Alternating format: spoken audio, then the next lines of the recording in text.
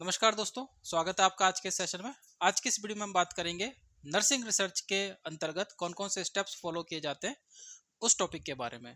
देखिए, जब भी हम कोई भी प्रोग्राम करते हैं, कोई भी जब हम काम करते हैं, तो उसके लिए हमारे पास एक प्री प्लानिंग होती है और हमारे पास कुछ स्पेसिफिक स्टेप्स होते हैं कि हम उन स्टेप्स के थ्रू उस काम को कंप्लीट करेंगे।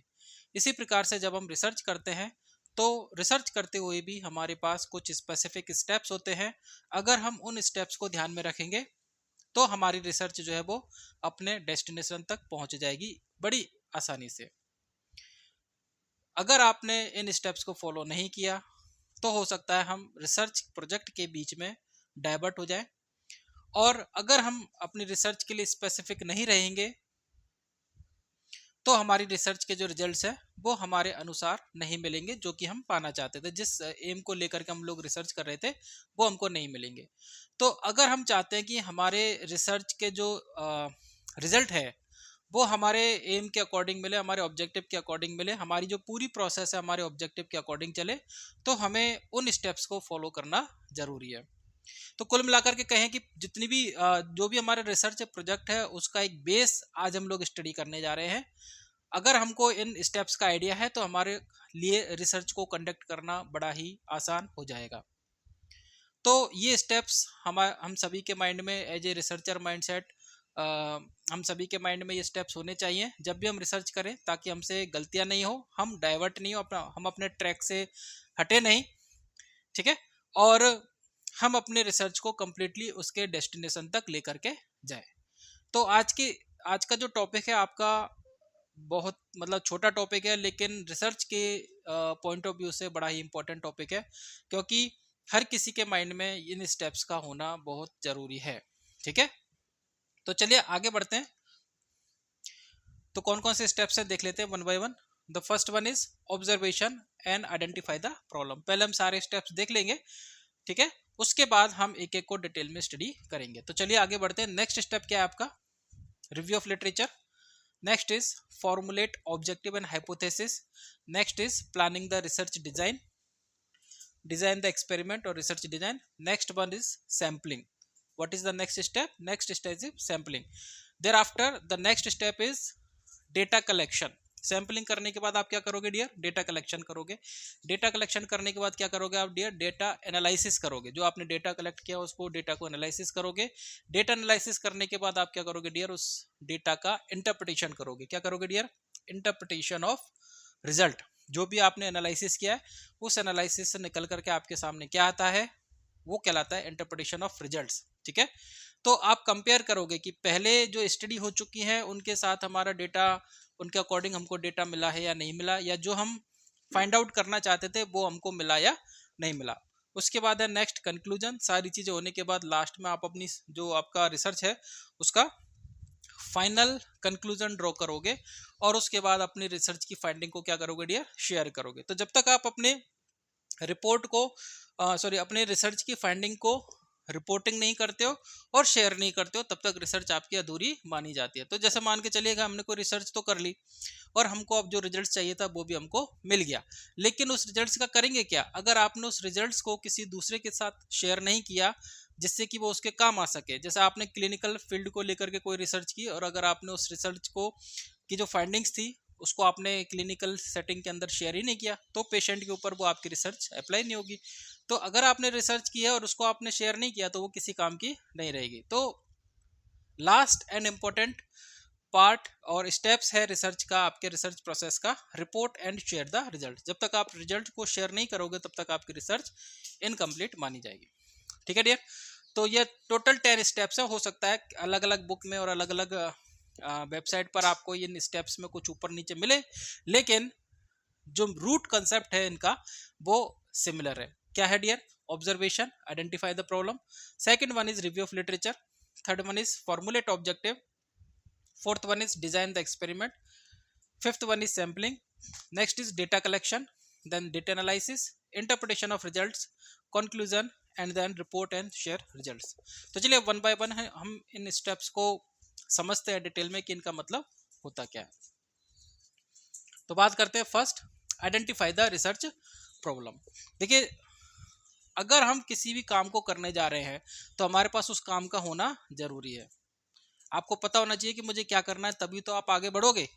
अगर आपको पता ही नहीं है कि मुझे रिसर्च किस चीज को लेकर के करनी है, तो आप इन स्टेप्स के होने का कोई मतलब नहीं है।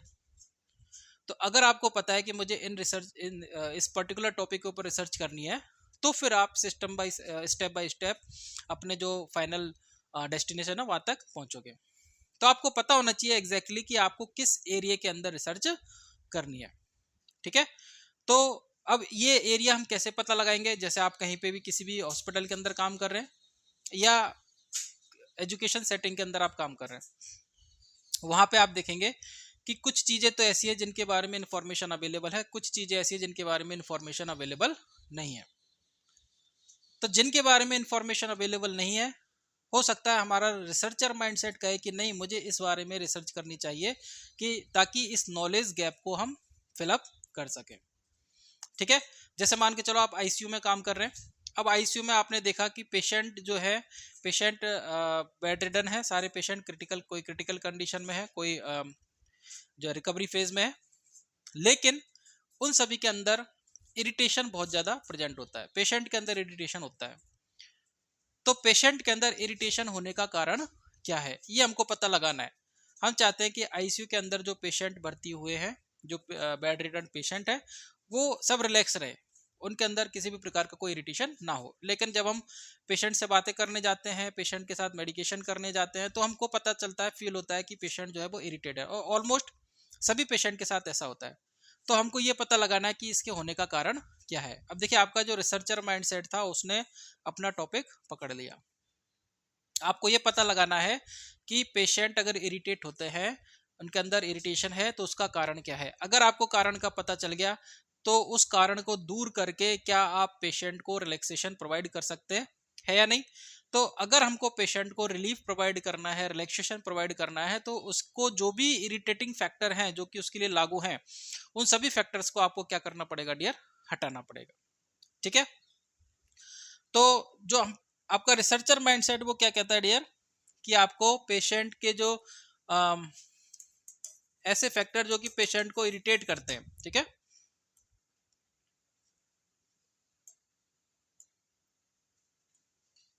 ऐसे फैक्टर जो कि पेशेंट को इरिटेट करते हैं, उन फैक्टर को क्या करना है, फाइंड आउट करना है। तो आपको क्या मिल गया डियर, आपका टॉपिक मिल गया।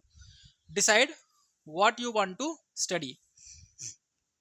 ए problem here means a question और gap in knowledge that need investigation. तो जिस चीज में लेक ऑफ नॉलेज है, हम उसी एरिया को स्टडी कर रहे हैं ताकि उसके बारे में हम ज्यादा डिटेल पता कर सकें। अगर प्रीवियसली अवेलेबल है इंफॉर्मेशन तो हम वहां से स्टडी कर सकते हैं, लेकिन अगर नहीं है तो हमको पता तो लगाना होगा ना कि पेशेंट के इरिटेशन का कारण क्या है। ठीक है, तो ये हम पता लगा सकते हैं। तो सबसे पहले क्या है कि आपके पास एक क्लियर कट आइडिया होना चाहिए कि किस टॉपिक के ऊपर आपको रिसर्च करनी है। Why it is important? A clear problem ensures your research has focus and purpose. अगर आपका पर्पज क्लियर होगा तो ही आप रिसर्च को आगे कैरी कर सकते हैं। ठीक है, एग्जाम्पल क्या, what is the effect of meditation on stress level among nursing student. एक एग्जाम्पल है, जैसे आप पता लगाना चाहते हो कि नर्सिंग स्टूडेंट जो है, ठीक है, उनके अंदर जो स्ट्रेस लेवल पाया जाता है, उस स्ट्रेस के ऊपर मेडिटेशन का क्या इफेक्ट पड़ता है, उस स्ट्रेस के ऊपर मेडिटेशन का क्या इफेक्ट पड़ता है। ठीक है, so what is the effect of meditation on stress level among nursing student. ये आपका क्या हो गया, टॉपिक ऑफ स्टडी। और ये क्या बन गया आपका dear, identify the research problem. Next हम बात करेंगे dear review of literature. Second step क्या है आपका, रिव्यू ऑफ लिटरेचर। अब आपको टॉपिक का तो पता चल गया कि मुझे इस फील्ड के ऊपर या इस पर्टिकुलर टॉपिक के ऊपर स्टडी करनी है, लेकिन अब सीधे टॉपिक मन में आते ही आप सीधे रिसर्च करने नहीं लग जाओगे। आप पता करोगे उस पर्टिकुलर टॉपिक से रिलेटेड ऑलरेडी क्या रिसर्च हो चुकी है, ताकि हमको वहां से आइडिया मिले। उस पर्टिकुलर टॉपिक के ऊपर रिसर्च करते हुए कौन कौन से टूल अप्लाई किए गए थे, ताकि टूल के बारे में हमको आइडिया मिले, क्योंकि हमको भी डेटा कलेक्ट करना है ना, तो हमको भी टूल बनाना पड़ेगा। तो अगर हमको टूल बनाना है हमको क्वेश्चनायर तैयार करना है तो वहां से हमको आइडिया मिल सकता है कि किस प्रकार के क्वेश्चन के द्वारा हमने स्ट्रेस लेवल को मेजर किया था, स्ट्रेस लेवल जो था स्टूडेंट के अंदर उसको हमने मेजर किया था, या जो भी XYZ जो भी आपका टॉपिक है उससे रिलेटेड। ठीक है, तो रिव्यू ऑफ लिटरेचर करना बहुत जरूरी है। इससे हमको ये पता लगता है कि ऑलरेडी क्या क्या डिस्कवर हो चुका है, ताकि हमारे रिसर्च में डुप्लीकेसी ना हो कि ऑलरेडी एक रिसर्च हो चुकी है और दोबारा हम उसी फील्ड के अंदर, उसी सेटिंग के अंदर, उसी टॉपिक के अंदर दोबारा अपनी रिसर्च करने जा रहे हैं। इससे क्या होगी, डुप्लीकेसी होगी, waste of time and waste of money. ठीक है, तो डुप्लीकेसी को बचाने के लिए, इसके अलावा हमारा जो टॉपिक था हमारे माइंड में आया था, जैसे हमने एग्जांपल की बात की थी, irritation of patient in ICU ward. ठीक है, उससे रिलेटेड हमको और क्लियर कट आइडिया मिलेगा। जैसे हमको कुछ फैक्टर्स भी पता चलेंगे जब हम प्रीवियस रिसर्च को स्टडी करेंगे, कि कुछ फैक्टर्स हमको पता चलेंगे कि ऐसे कौन कौन से फैक्टर्स हैं जिनकी वजह से पेशेंट के अंदर स्ट्रेस या इरिटेशन हो सकता है। तो हम क्या करेंगे, जब हम डेटा कलेक्ट करेंगे तो हम उन पर्टिकुलर पॉइंट पर भी अपना फोकस रखेंगे कि क्या इन फैक्टर की वजह से पेशेंट, जो हमारे हॉस्पिटल के जो पेशेंट हैं उनके अंदर इरिटेशन हो रहा है। तो आपको टूल बनाने में भी हेल्प करेगा, आपका रिसर्च डिजाइन को सेलेक्ट करने में हेल्प करेगा। ठीक है, आपके जो डेटा कलेक्शन टेक्निक है उसको भी हेल्प करेगा, मतलब आपकी रिसर्च को की एक्यूरेसी बढ़ाएगा। तो प्रीवियस रिसर्च करने से आपको कई सारे आइडियाज मिलते हैं, इसलिए रिव्यू ऑफ लिटरेचर का होना बहुत जरूरी है।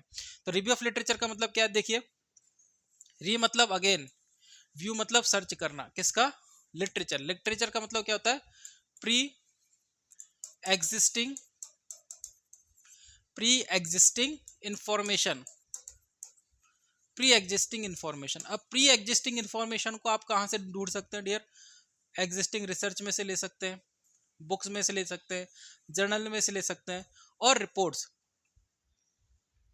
आपके टॉपिक से रिलेटेड जो रिपोर्ट्स हैं वहां से ले सकते हैं। ठीक है, तो जितना भी ओल्ड मटेरियल है, जो ऑलरेडी एग्जिस्टेड रिसर्च है, जर्नल्स है, पब्लिकेशंस है, न्यूज़पेपर्स है, वहां से अगर आप अपने टॉपिक से रिलेटेड कोई भी इंफॉर्मेशन इकट्ठी कर रहे हैं तो वो स्टेप कहलाता है dear review of literature. Why it is important, avoid duplication of work, जैसा कि हमने डिस्कस किया था, help refine your research problem and provide theoretical background. आपको एक थ्योरेटिकल बैकग्राउंड देता है। ठीक है, आपको फैक्चुअल इंफॉर्मेशन आपके इन हैंड आती है कि भाई इस जैसे आपने कहा कि इरिटेशन क्या केवल इसी हॉस्पिटल में होता है जिधर मैं काम करता हूँ, या किसी और दूसरे हॉस्पिटल में भी होता है। तो जब आप रिव्यू करोगे तो आपको पता चलेगा कि ये तो कॉमन प्रॉब्लम है, हर हॉस्पिटल के ICU वार्ड में जो पेशेंट एडमिटेड होता है उनके अंदर इरिटेशन होना आम बात है। ठीक है, उसके अलग अलग कंट्रीब्यूटिंग फैक्टर्स होते हैं, लेकिन आपको एक आइडिया मिला कि नहीं ये इस तरीके की प्रॉब्लम है, क्या इंसिडेंस है, और आपकी रिसर्च करने से आप पेशेंट को क्या बेनिफिट मिलेंगे। ठीक है, तो ये सारी चीजें आपको हेल्प करती है रिव्यू ऑफ लिटरेचर से। तो ये आपको एक थ्योरेटिकल बैकग्राउंड प्रोवाइड करता है कि आप अपनी रिसर्च को किस तरीके से कैरी आउट करेंगे, कौन सी डिजाइन सेलेक्ट करेंगे, सैंपल को कैसे सेलेक्ट करेंगे, ठीक है, क्या कौन सा टूल प्रिपेयर करेंगे, टूल को कैसे एडमिनिस्ट्रेशन करेंगे, डेटा का कैसे एनालिसिस करेंगे, ये सारी चीजों में हेल्प कौन करेगा, आपकी रिसर्च। एग्जाम्पल क्या, रीडिंग 20 प्रीवियस स्टडीज। देखिए प्रीवियस वर्ड है, रिव्यू ऑफ लिटरेचर नाम से समझ सकते हैं। री मतलब अगेन, व्यू मतलब सर्चिंग या look, again look pre existing information in the form of existing research, books, journals and reports. ठीक है डियर, चलिए अगले स्टेप की तरफ बढ़ते हैं। हमारा थर्ड स्टेप क्या कहता है dear, formulate research objective and hypothesis. अब देखिए सारी इंफॉर्मेशन आपके इन हैंड में, टॉपिक आपका क्लियर है।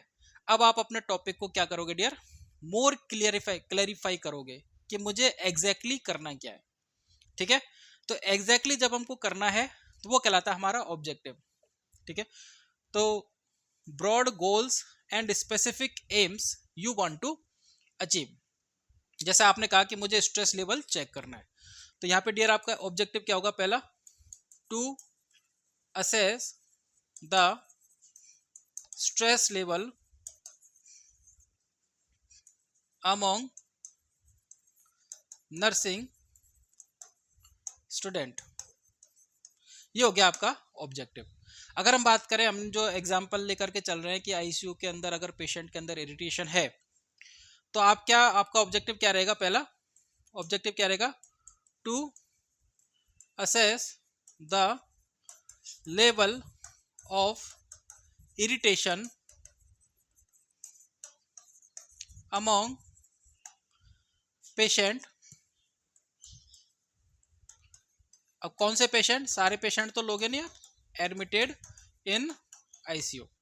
ठीक है डियर, ये क्या होगा आपका ऑब्जेक्टिव हो गया। तो ऑब्जेक्टिव मतलब आपको हेल्प करेगा कि आपने जो टॉपिक सेलेक्ट किया है उस टॉपिक के अंदर आप एग्जैक्टली करोगे क्या। तो ये पहला ऑब्जेक्टिव हो गया।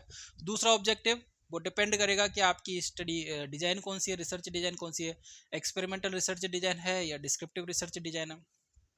ठीक है, तो अगर एक्सपेरिमेंटल है तो यहाँ पर प्री टेस्ट का हो जाएगा, प्री टेस्ट एक ऑब्जेक्टिव प्री टेस्ट का बन जाएगा, एक ऑब्जेक्टिव जो होगा वो आपके पोस्ट टेस्ट का बन जाएगा।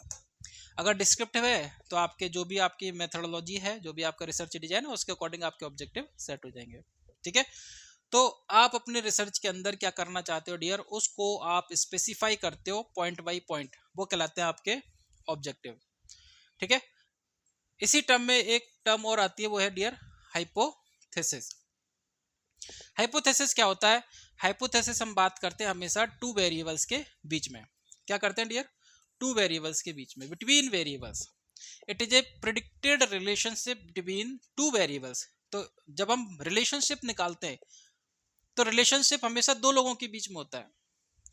यहां पर हम बात कर रहे हैं हाइपोथेसिस की, रिलेशनशिप बिटवीन वेरिएबल्स। तो एक वेरिएबल्स का रिलेशनशिप हम आइडेंटिफाई नहीं कर सकते, उसको अपन डिफाइन नहीं कर सकते। अगर आपको दो वेरिएबल्स के बीच में, अगर आपको रिलेशनशिप डिफाइन करना है किसी वेरिएबल्स का, तो उसके साथ दूसरा वेरिएबल्स भी होना जरूरी है। तो बिटवीन वेरिएबल्स की बात करते हैं हम। ऑब्जेक्टिव्स जो होते हैं वो आपके डिस्क्रिप्टिव एंड एक्सपेरिमेंटल दोनों प्रकार के रिसर्च में बनेंगे। हाइपोथेसिस जो है मोस्टली एक्सपेरिमेंटल डिजाइन की जो रिसर्च होती है उनमें जो है देखने को मिलते हैं, क्योंकि एक्सपेरिमेंट में आप जो होता है वो दो वेरिएबल्स के बीच का रिलेशनशिप फाइंड आउट करते हैं, तो वहां पे आप हाइपोथेसिस फॉर्मुलेट कर सकते हैं। हालांकि कई जो गाइड होते हैं वो डिस्क्रिप्टिव स्टडी के अंदर भी हाइपोथेसिस फॉर्मुलेट करवाते हैं, लेकिन वो आपकी एक्चुअल रिसर्च वेरिएबल से रिलेटेड नहीं होते, वो आपके डेमोग्राफिक वेरिएबल से रिलेटेड होते हैं। तो ऐसा नहीं है कि हाइपोथेसिस हम लोग डिस्क्रिप्टिव स्टडी में नहीं बना सकते।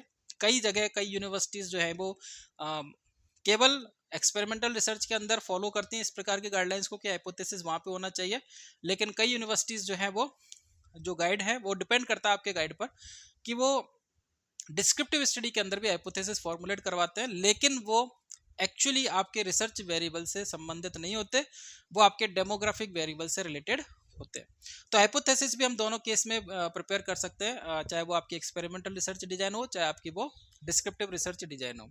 ठीक है, तो हाइपोथेसिस होता है प्रेडिक्टेड रिलेशनशिप। क्या होता है डियर, प्रेडिक्टेड मतलब अनुमानित, हमको नहीं पता। जैसा आप कहे कि मेडिटेशन और स्ट्रेस लेवल्स, ये दो वेरिएबल्स हैं। वेरिएबल्स क्या होते हैं ये सारी चीज़ हम आगे डिटेल में पढ़ेंगे, क्योंकि अभी हमने बिगिनिंग की है, फर्स्ट यूनिट से स्टार्ट कर रहे हैं हम लोग रिसर्च, और आगे आगे जैसे टॉपिक आते जाएंगे वैसे वैसे सारी चीज़ें क्लियर होती जाएंगी आपको।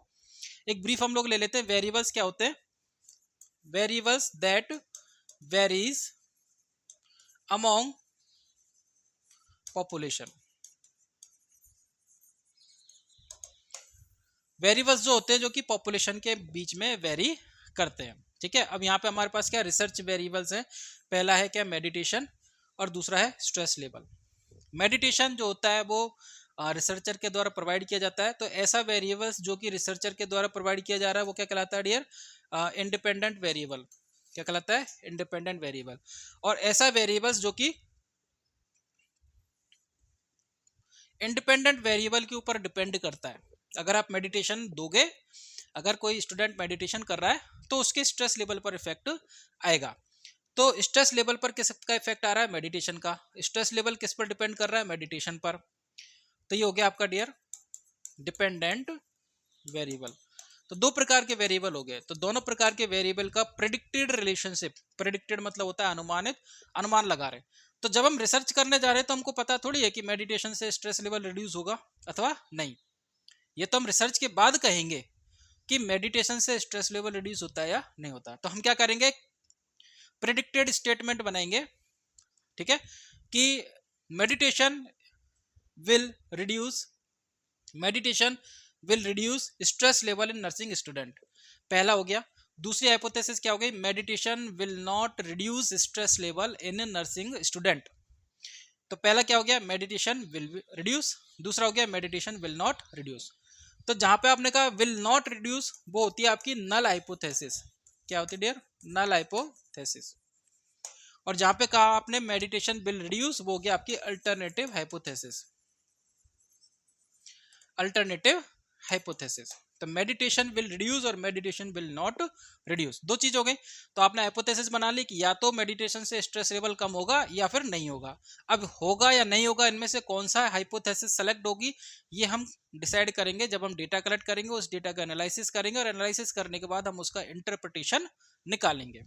ठीक है, तो यहाँ पे हम क्या कर रहे हैं, एक फ्यूचर प्लानिंग कर रहे हैं कि हमको क्या क्या रिजल्ट्स मिल सकता है। तो हाइपोथेसिस जो स्टेट क्या करती है, क्या स्टेट करती है, it states the predictable relationship between two variables. ठीक है डियर, तो ये आपका हो गया complete third step, formulate research objective and hypothesis. Next is आपका, नेक्स्ट जो आपका स्टेप्स है वो है research design, selection of research design. देखिए रिसर्च डिजाइन होती है, वो फ्रेमवर्क्स होते हैं, इसको अपन कहें रिसर्च की भाषा में कि रिसर्च के टेम्पलेट्स होते हैं। आप किस तरीके की रिसर्च करना चाहते हो, आप कैसे जाना चाहते हो, उसके अकॉर्डिंग आप एक रिसर्च डिजाइन सेलेक्ट करोगे।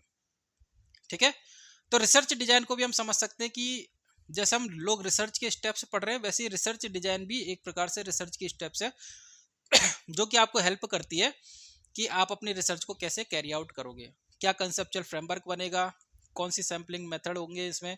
ठीक है, सैंपल कैसे सेलेक्ट करोगे, क्या टूल बनाओगे आप, ये सारी चीजें आप पहले से प्रिपेयर कर लेते हो। ये किस में काम करोगे आप डियर, रिसर्च डिजाइन में।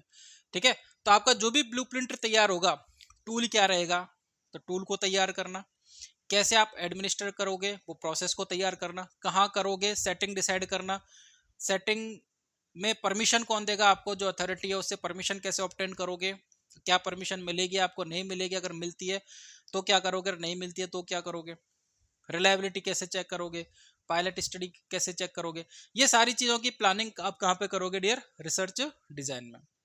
तो इट इज ओवरऑल ब्लूप्रिंट और plan for how you will conduct the study. तो इसके टाइप्स कौन से होते हैं, एक्सपेरिमेंटल होता है, डिस्क्रिप्टिव होता है। ठीक है, तो डिस्क्रिप्टिव के अंदर ये सारे टाइप आते हैं।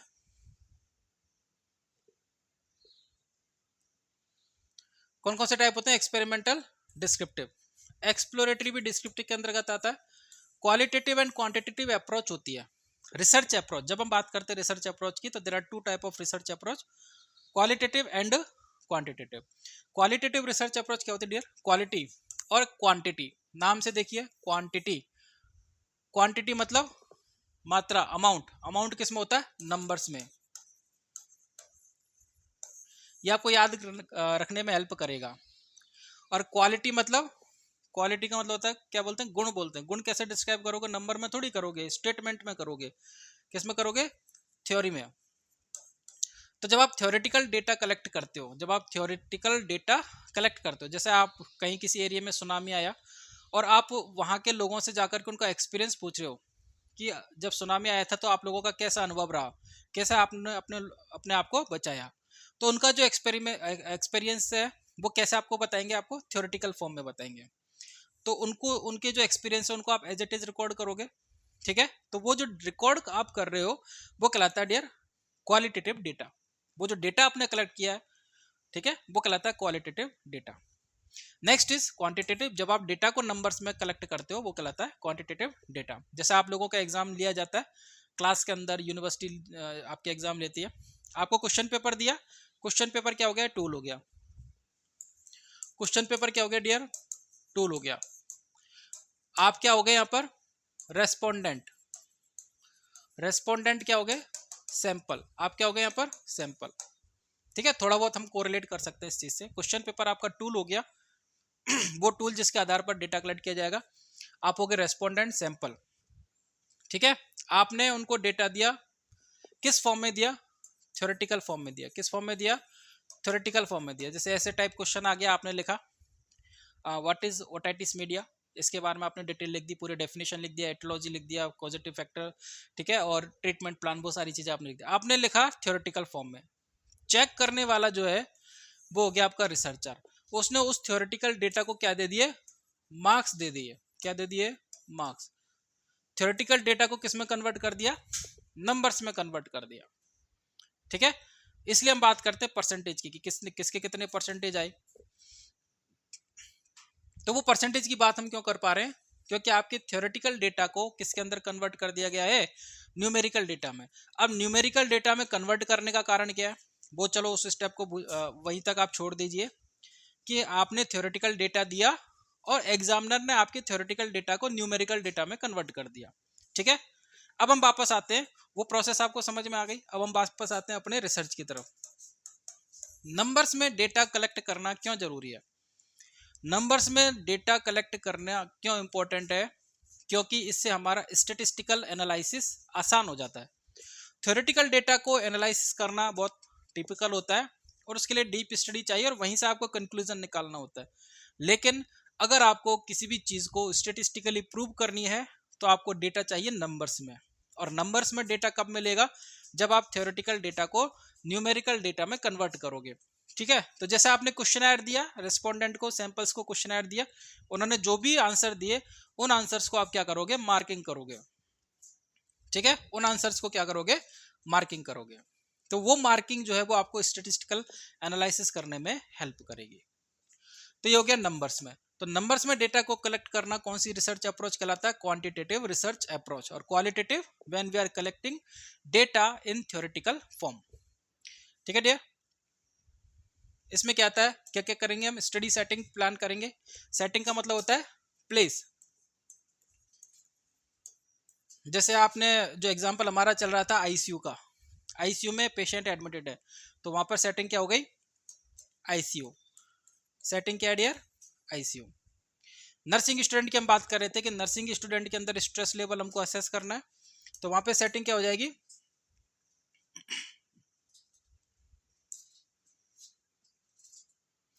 वहां पे सेटिंग क्या हो जाएगी, नर्सिंग कॉलेज।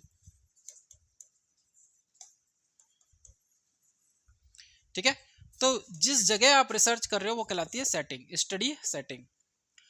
ड्यूरेशन, कितने टाइम के अंदर आपको रिसर्च कंडक्ट करनी है, सैम्पलिंग, सैम्पलिंग मेथड क्या रहेगा आपका, टूल्स क्या रहेगा, ये सारी चीज हम किसमें डिजाइन करेंगे, किसमें हम डिसाइड करेंगे, रिसर्च डिजाइन के अंदर।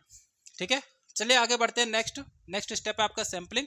सैम्पलिंग क्या होता है, it is selection of people from population. It is selection of people from population.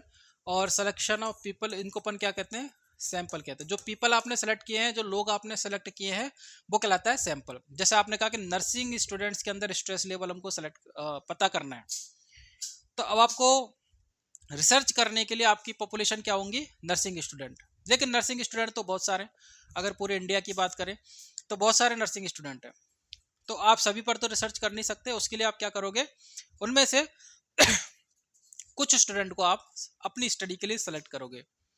तो उनमें से कुछ स्टूडेंट को सेलेक्ट करना, होल पॉपुलेशन में से सभी स्टूडेंट्स में से कुछ स्टूडेंट्स को सेलेक्ट करना, वो कहलाता है क्या, सैम्पलिंग।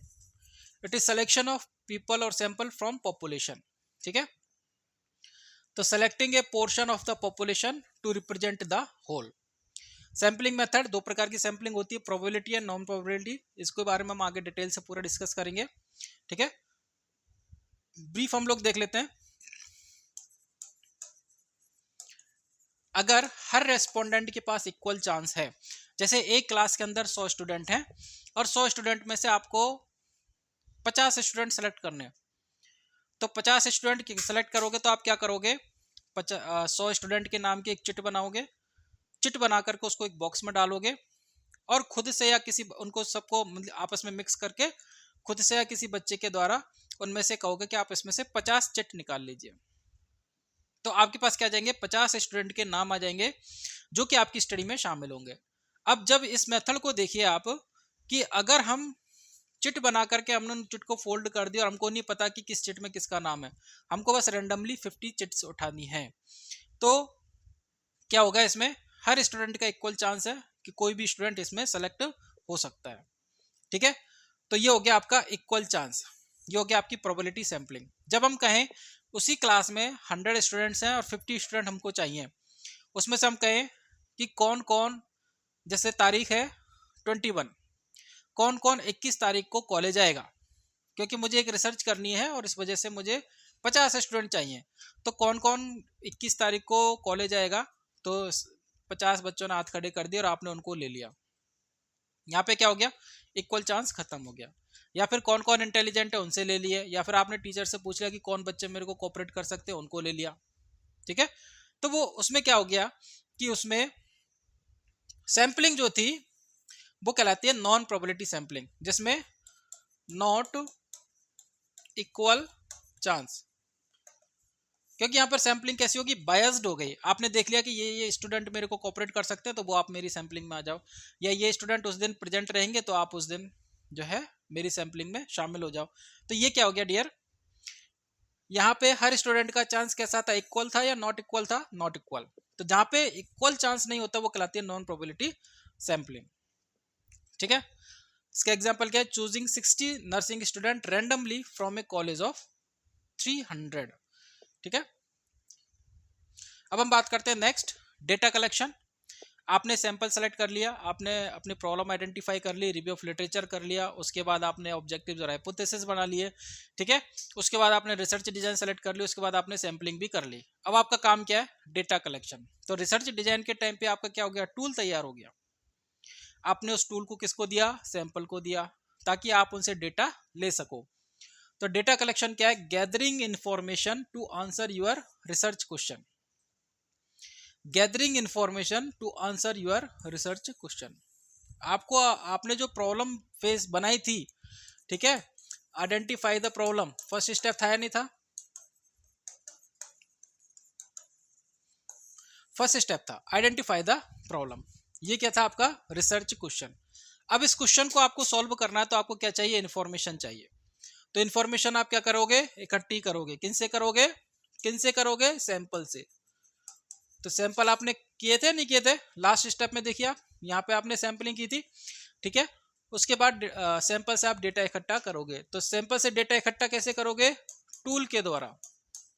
जो टूल आपने तैयार किया है उनसे आप डेटा कलेक्ट करोगे। कौन कौन से मेथड हो सकते हैं, क्वेश्चनर्स, या तो आप क्वेश्चन फॉर्म में दोगे उनको, इंटरव्यूज लोगे, या तो आपके पास प्रिपेयर्ड क्वेश्चन है, एक एक को बैठा करके आप इंटरव्यू ले रहे हो और उनके रेस्पॉन्स को रिकॉर्ड कर रहे हो। ऑब्जर्वेशन, आपने अपने सैंपल को फ्री छोड़ दिया और आप उनको ऑब्जर्व कर रहे हो। एक्सपेरिमेंट्स, या फिर आप कोई एक्सपेरिमेंट कर रहे हो। इसमें इंपॉर्टेंट क्या है, फॉलो एथिकल गाइडलाइंस। जो एथिकल गाइडलाइंस है, ठीक है, प्रोफेशन की, जो प्रोफेशन की एथिकल गाइडलाइंस है, एज वेल एज जो आपकी कंट्री की लीगल गाइडलाइंस है, उनको आपको फॉलो करना कंपलसरी है। क्योंकि होगा क्या, अगर आप लीगल गाइडलाइंस या एथिकल गाइडलाइंस फॉलो नहीं करोगे तो आपकी रिसर्च पर क्वेश्चन आ सकता है। हो सकता है आपकी रिसर्च को बीच में बंद कर दिया जाए। ठीक है, अगर कोई लीगल प्रॉब्लम होती है या कोई एथिकल प्रॉब्लम होती है, तो हो सकता है आपको रिसर्च कैरी आउट करने की परमिशन ही ना मिले। ठीक है, तो कई सारी चीजें हैं इसमें, तो इनका आपको विशेषकर ध्यान रखना है, इसलिए हमने कहा है इंपॉर्टेंट पॉइंट। तो फॉलो एथिकल गाइडलाइंस, इसमें क्या आता है आपके, एक तो इन्फॉर्म कंसेंट, किसी भी सैंपल को पार्टिसिपेंट बनाने से पहले, जैसे हमने कहा कि 100 स्टूडेंट में से 50 स्टूडेंट आपने सेलेक्ट कर लिया, वो भले ही आपके जानकार हो, भले ही आपसे फेमिलियर हो, लेकिन ये आपकी एथिकल ड्यूटी है कि आपको उनसे इन्फॉर्म्ड कंसेंट साइन कराना, कि आप अपनी इच्छा से इस रिसर्च के अंदर पार्टिसिपेट करने के लिए सहमत है। तो एक पूरा इन्फॉर्म कंसेंट का फॉर्मेट होता है, वो फॉर्मेट में वो सारी चीज़ें जो कि एथिकल गाइडलाइंस और लीगल गाइडलाइंस के अकॉर्डिंग जो आपका कंसेंट तैयार होता है, उस कंसेंट पर उनका साइन लेना जरूरी है। ठीक है, तो सारी चीज़ें आपके पास रिटर्न में होनी चाहिए, डॉक्यूमेंटेड होनी चाहिए। ये किसका पार्ट है, आपके इन्फॉर्म कंसेंट का। एंड कॉन्फिडेंशियलिटी, अगर आप कोई भी रिसर्च करते हैं और क्योंकि आप सैंपल से क्या कर रहे हैं, डेटा कलेक्ट कर रहे हैं। ठीक है, तो अगर एजुकेशन से डेटा लिया, नॉलेज क्वेश्चनर हुआ जब, तो ठीक है, लेकिन कई टूल्स ऐसे होते हैं जो पेशेंट की या सैंपल की पर्सनल इंफॉर्मेशन को कलेक्ट करते हैं। तो ऐसी स्थिति में क्या है, अगर पर्सनल इंफॉर्मेशन डिस्क्लोज होती है तो इसकी रिस्पॉन्सिबिलिटीज आपके ऊपर आती है। तो आपको ध्यान रखना है कि जो डेटा आपने कलेक्ट किया है उस डेटा की कॉन्फिडेंशियलिटी होना जरूरी है। मतलब ये जो इंफॉर्मेशन का एक्सचेंज हुआ है वो रेस्पोंडेंट एंड रिसर्चर इन दोनों के बीच में होना चाहिए, कोई थर्ड पर्सन थर्ड पार्टी इसमें इन्वॉल्व नहीं हो, ताकि जो रेस्पोंडेंट है उनके डेटा को प्रोटेक्ट किया जा सके। और जब रिसर्च कंप्लीट हो जाए तो आप क्या करोगे, इस डेटा को डिस्ट्रॉय करोगे। ये भी आपकी लीगल गाइडलाइंस है। अगर रिसर्च होने के बाद उस डेटा को आप डिस्ट्रॉय करोगे ताकि उसका मिसयूज ना हो। ठीक है डियर, तो ये हो गया आपका data collection. Next step is data analysis. तो डेटा एनालिसिस कैसे करोगे आप, स्टैटिस्टिकल फॉर्मूलाज, स्टैटिस्टिकल फॉर्मूलाज के द्वारा आप डेटा एनालिसिस करोगे, जिसमें क्या आता है आपके एसडी आता है, मीन आता है, मीडियन आता है, ठीक है। इसके अलावा आपका टी टेस्ट आता है, काई स्क्वायर टेस्ट आता है, एनोवा टेस्ट आता है, एंकोवा टेस्ट आता है, ठीक है। कई सारे टेस्ट आते हैं। ये सारे टेस्ट को यूज करते हुए आप अपने जो डेटा कलेक्ट किया है उसको क्या करोगे, एनालिसिस करोगे। अब इनमें से कौन सा टेस्ट यूज होगा वो डिपेंड करेगा कि आपकी डिजाइन कौन सी है, आपका प्रॉब्लम स्टेटमेंट क्या है, आपकी प्रॉब्लम क्या है, ठीक है। उसके आधार पर कौन कौन से फॉर्मूला अप्लाई होंगे वो हम डिसाइड करेंगे। तो उसके अकॉर्डिंग हम कोई सा भी फॉर्मूला यूज कर सकते हैं। टूल्स में क्या है, statistical test, T test, chi square, ANOVA for quantitative data, thematic coding for qualitative data. Mostly हम लोग जो करते हैं क्वालिटेटिव डेटा, जो भी मोस्टली हम जो रिसर्च करते हैं वो हमारी बेस्ड होती है क्वांटिटेटिव डेटा पर। तो यही वाले टेस्ट हमारे पास ज़्यादातर यूज होते हैं, ठीक है। एग्जाम्पल, यूजिंग SPSS एक सॉफ्टवेयर आता है SPSS to calculate the mean stress score before and after meditation. Mean stress score before, आपने पहले टेस्ट लिया और बाद में टेस्ट लिया, pre test and post test. Pre किसके, मेडिटेशन के। एक तो आपने मेडिटेशन दिया, मेडिटेशन देने से पहले उनका स्ट्रेस लेवल चेक किया, मेडिटेशन देने के बाद उनका स्ट्रेस लेवल चेक किया। तो देने से पहले, इंटरवेंशन देने से पहले जो टेस्ट होता है वो कहलाता है प्री टेस्ट, इंटरवेंशन देने के बाद जो टेस्ट किया जाता है वो कहलाता है पोस्ट टेस्ट, ठीक है। तो ये हो गया आपका इंटरवेंशन, ये हो गया आपका प्री टेस्ट एंड ये हो गया आपका पोस्ट टेस्ट। तो इसका जो मीन होगा प्री टेस्ट का और पोस्ट टेस्ट का मीन, इन दोनों के बीच में आप पता करोगे कि किसका मीन ज्यादा है, ठीक है। तो इससे हमको पता लगेगा कि मेडिटेशन से स्टूडेंट का स्ट्रेस रिड्यूस होता है या नहीं होता है। तो यहाँ पे बात फोकस इस पर नहीं है, यहाँ पे फोकस किस पर है, सॉफ्टवेयर पर। SPSS सॉफ्टवेयर आता है जिसमें अगर आप अपने जो भी आपने डेटा कलेक्ट किया उन डेटा को अगर आप इंसर्ट करते हो तो वो आपको सारी चीजें कैलकुलेट करके दे देगा। अगर आपको इस सॉफ्टवेयर का एक्सेस नहीं मिलता है तो आप खुद से भी जो है इस सॉफ्टवेयर को खुद से अपने स्टैटिस्टिकल फॉर्मूले का यूज करके आप मैन्युअली भी कैलकुलेट कर सकते हैं, ठीक है। और अगर आपको फिर भी प्रॉब्लम आती है तो आप मुझे कांटेक्ट कर सकते हैं स्टैटिस्टिकल एनालिसिस के लिए। अगर आप BSc नर्सिंग या MSc नर्सिंग की रिसर्च कंडक्ट करने जा रहे हैं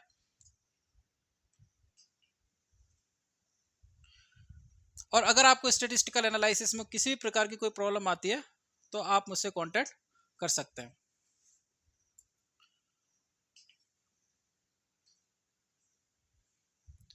contact data analysis for MSc nursing और BSc nursing, mean median SD, T test, chi square test, graph preparation, interpretation of data.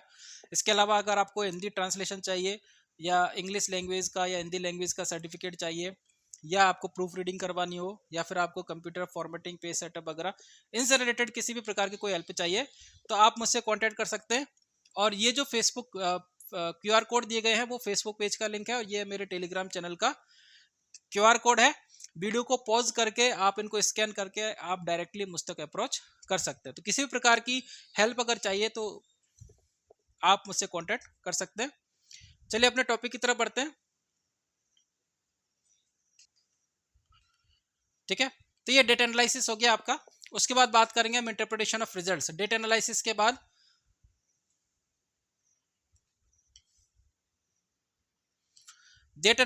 बाद आपको पता करना है कि आपको जो डेटा मिला है उसको आपको एक्सप्लेन करना है। जो डेटा एनालिसिस के द्वारा आपको जो भी फाइंडिंग्स मिली है उसको आपको एक तो एक्सप्लेन करना है, एक आपको करना है कंपेयर। कंपेयर किसके साथ? प्रीवियस स्टडीज के साथ। प्रीवियस स्टडी के साथ कंपेयर करना है कि पहले जो स्टडी हो चुकी है उनमें जो रिजल्ट्स मिले हैं, क्या सिमिलर रिजल्ट्स मेरे को मिले हैं या उससे कुछ अलग मेरे को मिला है, ठीक है, तो उसके साथ कंपेयर करना है। दूसरा आपको आपके ऑब्जेक्टिव के साथ कंपेयर करना है। किसके साथ कंपेयर करना है? ऑब्जेक्टिव के साथ, कि जो मैंने ऑब्जेक्टिव डिसाइड किए थे क्या मेरे को मेरे ऑब्जेक्टिव अचीव हुए या नहीं हुए, ठीक है डियर। तो ऑब्जेक्टिव के साथ आपको इनको कंपेयर करना है। तो एक्सप्लेन करना है आपके डेटा को और कंपैरिजन करना है। Explaining what your finding means in relation to the hypothesis and existing literature. Example, if stress scores decreased significantly, you interpret that meditation was effective. If stress score decrease significantly, अगर stress score decrease होता है, जैसे आपने pre test किया था और एक आपने किया पोस्ट टेस्ट, तो प्री टेस्ट का जो मीन था और पोस्ट टेस्ट का जो मीन था, अगर ये मीन आपको कम मिलता है और ये मीन ज़्यादा मिलता है और इस डिफरेंस को आप स्टेटिस्टिकली प्रूव कर पाते हो, इसका मतलब पोस्ट टेस्ट का जो स्ट्रेस लेवल था उसका मीन स्कोर कम है। इसका मतलब क्या हो गया? Stress score decreased significantly, you interpret that meditation was effective. तो इस तरीके से इंटरप्रिटेशन आप निकाल सकते हैं। तो हाइपोथेसिस टेस्ट हो गया, नहीं हो गया? इससे आपने दो हाइपोथेसिस बनाई थी, null hypothesis and alternative hypothesis. Meditation will reduce stress, meditation will not reduce stress. तो यहाँ पे क्या हो गया? रिड्यूस हो गया, नहीं हो गया? तो आपकी अल्टरनेटिव हाइपोथेसिस सेलेक्ट हो गई, नल हाइपोथेसिस आपकी क्या हो गई डियर? रिजेक्ट हो गई, ठीक है। तो ये हाइपोथेसिस का कंसेप्ट रहता है। हाइपोथेसिस को आप टेस्ट करते हो किसके द्वारा? स्टैटिस्टिकल एनालिसिस के द्वारा। तो जब हम हाइपोथेसिस बनाते हैं तो हमको नहीं पता कि हमको क्या रिजल्ट मिलेगा, जो रिजल्ट मिलेगा उसके अकॉर्डिंग हम अपनी हाइपोथेसिस को सेलेक्ट कर लेते हैं, ठीक है। कंक्लूजन एंड रिकमेंडेशंस, तो जो भी आपको इंटरप्रिटेशन मिला उसके बाद आप अपनी रिसर्च का फाइनल कंक्लूजन निकालते हो कि आपकी जो रिसर्च है उससे एग्जैक्टली आपको क्या फाइंडिंग्स मिली। इसके अलावा इन फाइंडिंग्स को आप प्रैक्टिकल सेटिंग में कैसे यूज कर सकते हो। तो summarize the major findings and suggest future action. Example, conclusion, meditation reduces stress among nursing student. Recommendation, college should integrate meditation center. अब ये हो गया आपका रिकमेंडेशन, ये हो गया आपके रिकमेंडेशन कि अगर मेडिटेशन करने से नर्सिंग स्टूडेंट के अंदर स्ट्रेस रिड्यूस होता है तो हम क्या कर सकते हैं, हमारे कॉलेज प्रोग्राम में कॉलेज को क्या करना चाहिए? मेडिटेशन सेशन स्टार्ट करने चाहिए, जिससे स्टूडेंट के अंदर स्ट्रेस लेवल रिड्यूस हो और उनकी लर्निंग इफेक्टिव हो, ठीक है। तो ये हो गया आपका conclusion and recommendation. And last is report writing and presentation. Present the research through reports journals. जो आपने, क्योंकि आपने जब रिव्यू किया होगा तो आपने भी किसी की रिसर्च पढ़ी होंगी, अगर वो अपनी रिसर्च को शेयर नहीं करता तो क्या आपको रिव्यू ऑफ लिटरेचर मिलता? नहीं मिलता।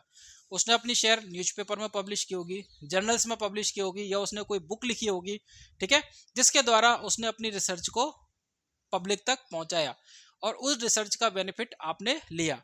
तो अब आपकी ड्यूटी क्या बनती है कि आपको जो भी रिजल्ट मिला है उसको आपको पब्लिकेशन में देना है, पब्लिश कराना है, किसी भी फॉर्म में हो, ठीक है।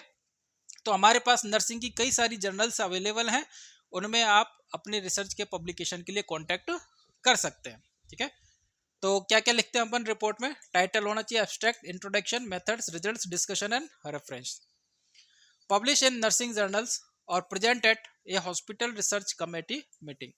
या तो पब्लिश कर सकते हो या हॉस्पिटल की रिसर्च कमेटी की जब मीटिंग होती है तो वहां पे आप प्रेजेंट कर सकते हो। तो अलग अलग मेथड्स हैं, हम अपने रिसर्च के रिजल्ट्स को कैसे डिसेमिनेट कर सकते हैं, इसके लिए हमारे पास अलग अलग मेथड्स हैं, ठीक है dear.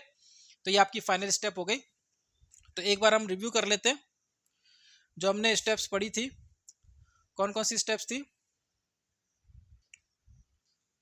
First is observation, identify the problem. Second is review of literature. Third one is formulate objective and hypothesis. Fourth one is design the experiment. Fifth one is sampling. Sixth one is data collection, then data analysis, then interpretation of results, then conclusion and then report and sharing results. So this is overall the 10 steps of nursing research. ठीक है, तो जब भी हम research करेंगे तो इन steps को हमको फॉलो करना जरूरी है.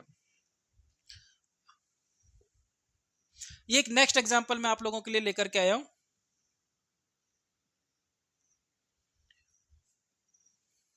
हमने बात की थी नर्सिंग स्टूडेंट के अंदर स्ट्रेस की, अब हम बात कर रहे हैं नर्सेस के अंदर स्ट्रेस की. तो ये हो गया आपका identification of problem. Nurse reports increased stress. Nurse reports increased stress level during night shift in the ICU. ICU में जब नाइट शिफ्ट होती है उस वक्त स्ट्रेस लेवल ज्यादा होता है. नर्स ने आपको कहा, तो ये हो गया आपका आइडेंटिफिकेशन ऑफ प्रॉब्लम. मतलब आपकी प्रॉब्लम हो गई कि अब कारण क्या है और दूर कैसे कर सकते हैं, ये बाद की बात है कि आपको किस टॉपिक के ऊपर रिसर्च करनी है, लेकिन आपको आपकी प्रॉब्लम मिल गई. दूसरा है review of literature. Previous research shows high stress is linked to workload, patient acuity and sleep disruption. Workload होता है, पेशेंट एक्यूटी होती है एंड स्लीप डिस्ट्रप्शन. उसकी वजह से नर्स के अंदर स्ट्रेस लेवल हाई रहता है. ये कौन कह रहा है आपको? Previous research. तो ये हो गया आपका डियर रिव्यू ऑफ लिटरेचर. ठीक है. नेक्स्ट क्या था स्टेप आपका? टू डिफाइन द ऑब्जेक्टिव और हाइपोथेसिस. अब ये कैसी रिसर्च है आपकी? डिस्क्रिप्टिव रिसर्च है. तो यहां पर हम बात करेंगे ऑब्जेक्टिव की. To describe the level and source of stress. क्या आप चेक करना चाहते हो? Level and source of stress among ICU nurses working night shift. ठीक है. उसके बाद नेक्स्ट स्टेप क्या था आपका? Research design. रिसर्च डिजाइन क्या है? Cross sectional survey to assess stress level and factors contributing to stress. अब क्रॉस सेक्शनल सर्वे क्या होता है? ये आपके रिसर्च डिजाइन का टाइप है. ये भी हम आगे की स्लाइड्स में पढ़ेंगे. आगे का जो भी हमारा रिसर्च डिजाइन का टॉपिक आएगा वहां पे सारी चीजें हम लोग डिटेल से पढ़ेंगे. तो बने रहिए चैनल के साथ, क्योंकि रिसर्च जो है वो कंप्लीट इसको अपन कवर करेंगे टॉपिक बाय टॉपिक, और स्मॉल स्मॉल टॉपिक लेंगे, उसको अच्छे से समझेंगे, क्योंकि रिसर्च जो है वो एक प्रैक्टिकल सब्जेक्ट है. ठीक है. और इसको बड़े आसानी से आपको समझना है, क्योंकि जल्दबाजी अगर हम करेंगे तो ये ऊपर से निकल जाएगी, हमारी समझ में नहीं आएगी. इसलिए बड़े ध्यान से इसको सुनना है, समझना है. कोई भी डाउट हो तो आप पूछ सकते हो. क्यूआर कोड मैंने अभी 20 स्लाइड में भी शेयर किए थे और अभी मैं फिर से शेयर करूंगा. रिसर्च से रिलेटेड प्रॉब्लम हो या कोई और भी क्वेरी हो तो आप कांटेक्ट कर सकते हैं. ठीक है. Next is distributive validated stress assessment questionnaire. ये हो गया आपका टूल. क्या कह डियर? टूल. डिस्ट्रीब्यूट कर दिया आपने. क्यों कर रहे हो आप? डेटा कलेक्ट करने के लिए. Next is use descriptive statics. Analysis कर रहे हो mean, percentage, frequency of stress source. ठीक है. उसके बाद क्या हो गया आपका? Interpretation. Most nurses report moderate to high stress, main causes are under staffing and patient load. ये हो गया आपका क्या? इंटरप्रिटेशन. ठीक है. ICU night shift nurses experience significant stress. ये हो गया आपका conclusion. ICU night shift nurses experience significant stress, staffing adjustment में भी नीडेड. इन्होंने क्या दे दिया? रिकमेंडेशन दे दी. स्टाफिंग एडजस्टमेंट में भी नीडेड. नेक्स्ट क्या हो गया आपका? Sharing. Share with hospital admin, publish in nursing journals और प्रेजेंट एट नर्सिंग कॉन्फ्रेंस. ये हो गया आपका शेयरिंग. ठीक है. तो ओवरऑल स्टेप हो गए 9 स्टेप. क्यों? क्योंकि हमने यहाँ पे इन स्टेप्स में सैंपलिंग को इंक्लूड नहीं किया था. तो यहाँ पे सैंपलिंग सैंपल्स कौन होंगे? आपके नर्स. यहाँ पर सैंपल कौन होंगे? नर्स, जो कि कहाँ काम कर रहे हैं? आईसीयू में काम कर रहे हैं. Nurse working in ICU will be your sample. तो आप सैंपलिंग मेथड कौन सी यूज करोगे वो डिपेंड करता है आपके कन्वीनियंस पर. अगर आपके पास बल्क में नर्सेज अवेलेबल है तो आप रैंडम सैंपलिंग यूज कर सकते हैं. अगर नहीं है तो कन्वीनियंट सैंपलिंग यूज कर सकते हैं. Probability and non probability sampling आप उनमें से कोई सी भी यूज कर सकते हैं. तो इसलिए यहाँ पर सैंपलिंग वाला पोर्शन था नहीं. That's why it is showing 9 step. ठीक है. ओके. लास्ट में एक फ्लो चार्ट हम लोग देख लेते हैं ताकि थोड़ा सा और आपके क्लेरिफाई हो जाए. बाकी जो स्टेप्स हमने पढ़ी है उम्मीद है कि आपको समझ में आ गई होंगी. और अगर आपको आज के इस लेक्चर से कुछ भी सीखने को मिला है तो इस चैनल को सब्सक्राइब करना ना भूलें और अपने दोस्तों के साथ शेयर करना ना भूलें. ठीक है. तो फ्लो चार्ट देख लेते हैं. ये आज के क्वेश्चन. फर्स्ट स्टेप पहला जो हमने कहा था आइडेंटिफाई द क्वेश्चन, तो आज के क्वेश्चन हो गया do background research, construct a hypothesis, test with experiment. तो ये हो गया आपका रिसर्च डिजाइन हो गया, सेम इसमें सारी चीजें आ गई, रिसर्च डिजाइन फॉर्मुलेशन आ गया, सैम्पलिंग आ गया एंड एडमिनिस्ट्रेशन ऑफ क्वेश्चनायर आ गया। ठीक है, प्रोसीजर वर्किंग, अगर नहीं तो आपको क्या करना, trouble shoot procedures carefully, check all steps and setups. जो भी आपने प्रोसेस की है उनको आपको चेक करना है और जहां पर आपको लगता है कि ये मॉडिफाई होना चाहिए उसको मॉडिफाई करना है। कब, अगर नो के केस में। प्रोसीजर वर्किंग यस, क्या करना आपको, analyse data and draw conclusion. ठीक है, कंक्लूजन निकालना है। अब आपने जो हाइपोथेसिस बनाई है, result align with hypothesis, yes और नो, यस, और रिजल्ट अलाइन पार्शियली और not at all with hypothesis, तो दोनों कंडीशन हो गई, मतलब यस वाली भी कंडीशन हो गई और नो वाली भी कंडीशन हो गई। अब देखिए कई जो रिसर्चर होते हैं जो एमएससी लेवल की या बीएससी लेवल की रिसर्च कर रहे हैं, उनके मन में ये होता है कि जो हमने हाइपोथेसिस बनाई है वो जो हम इंटरवेंशंस चेक कर रहे हैं वो इफेक्टिव भी मिलना चाहिए हमको। ऐसा जरूरी थोड़ी है, रिसर्च में तो कुछ भी मिल सकता है आपको। तो इस चीज को लेकर के घबराना नहीं है, आपके रिजल्ट्स कुछ भी आ सकते हैं, या तो आपकी नल हाइपोथेसिस सेलेक्ट हो सकती है या फिर आपकी नल हाइपोथेसिस रिजेक्ट हो सकती है, दोनों ही केसेस हो सकते हैं। इसलिए हम दो हाइपोथेसिस बनाते नहीं बनाते। तो पिछले केस में हमने नल हाइपोथेसिस रिजेक्ट की थी, अल्टरनेटिव हाइपोथेसिस सेलेक्ट की थी। इसका अपोजिट भी हमको मिल सकता है कि नल हाइपोथेसिस हम लोग रिजेक्ट करें, सॉरी सेलेक्ट करें और अल्टरनेटिव हाइपोथेसिस रिजेक्ट करें, तो ये भी रिजल्ट हमको मिल सकता है। तो हमको ऐसा नहीं करना है कि हमने जो हाइपोथेसिस बनाई थी उसका रिजल्ट तो हमको मिला ही नहीं, इसलिए हमारी रिसर्च बेकार हो गई, ऐसा नहीं है। रिसर्च का मतलब ये है कि आप एक्सपेरिमेंट करते हो और आपको हो सकता है रिजल्ट कुछ और ही मिले, हम जो सोच रहे हैं उससे कुछ और ही मिले, तभी तो हम रिसर्च करते हैं। अगर हम मन में अपने हिसाब से ही चीजें समझ लें और उसके अकॉर्डिंग काम करना स्टार्ट कर दें तो फिर रिसर्च का मतलब क्या रह गया। तो रिसर्च के द्वारा हम चीज़ों को क्लैरिफाई करते हैं, टेस्ट करते हैं, वेरीफाई करते हैं कि हम जो सोच रहे हैं, हम जिस डायरेक्शन में जा रहे हैं कि वो सही है या गलत है। इसलिए इस चीज़ को लेकर के कभी भी हाइपर नहीं हो और कभी भी डिसअपॉइंट नहीं हो कि हमको हमारे ऑब्जेक्टिव के अकॉर्डिंग रिजल्ट्स नहीं मिले। कुछ भी मिल सकता है आपको, रिजल्ट अलाइन विद हाइपोथेसिस और नॉट अलाइन विद हाइपोथेसिस, दोनों स्थिति में आपको क्या करना है, कम्युनिकेट रिजल्ट्स, और आपको अपनी रिसर्च को बंद करना है, प्रोजेक्ट कंप्लीट।